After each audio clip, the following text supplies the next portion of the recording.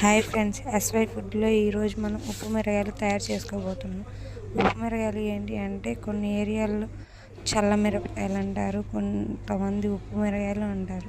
కానీ ఇవి చాలా టేస్టీగా ఉంటాయి ఫ్రెండ్స్. ఎలా చేసుకోవాలో చూద్దాం. వీటిని ముందుగా ఇలా పిన్నీస్తో ఘాట్లు పెట్టేసుకోవాలి ఫ్రెండ్స్. ఘాట్లు పెట్టేసుకున్నాక మనం ఇంట్లో గేదె పాలు తెచ్చుకొని తోడు పెట్టుకున్న పెరుగు ఉంటుంది కదా ఫ్రెండ్స్, వాటిని మజ్జిగ చేసేసుకొని ఇలాగా అందులో సాల్ట్ వేసుకొని, సాల్ట్ కానీ కల్లుప్పు కానీ మన ఇష్టం ఫ్రెండ్స్, వేసుకొని బాగా కలుపుకొని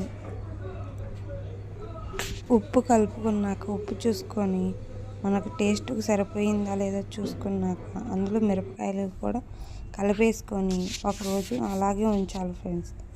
మరుసటి రోజు తీసి వాటిని మళ్ళీ కలుపుకోవాలి ఫ్రెండ్స్.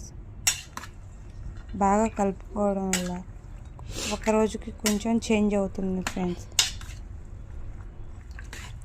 అలా 3 days మనం బాగా రోజుకొకసారి కలుపుకుంటూ ఊరనివ్వాలి ఫ్రెండ్స్ మజ్జిగలో. మనం అలా కలుపుకుంటూ ఊరనిస్తే ప్రతి ఒక్క మిరపకాయకి టేస్ట్ వస్తుంది ఫ్రెండ్స్.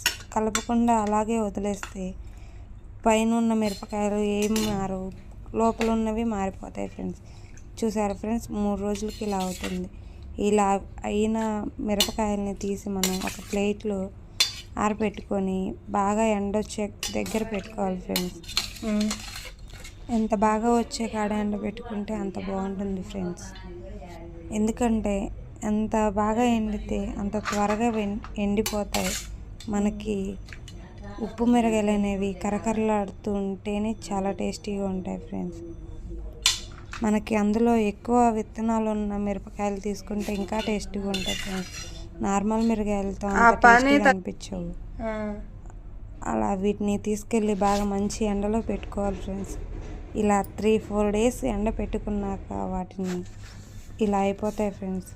వాటిని మనం ఆయిల్లో వేయించుకొని సాంబార్ అన్నం కానీ పప్పు కానీ ఎందులోనైనా సరే ఫ్రెండ్స్, పులుసు కూరలలో చాలా టేస్టీగా ఉంటాయి.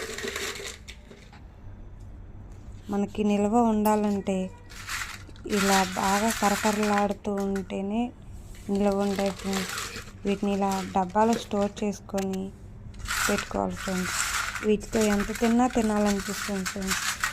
నచ్చితే లైక్ చేసి షేర్ చేయండి ఫ్రెండ్స్.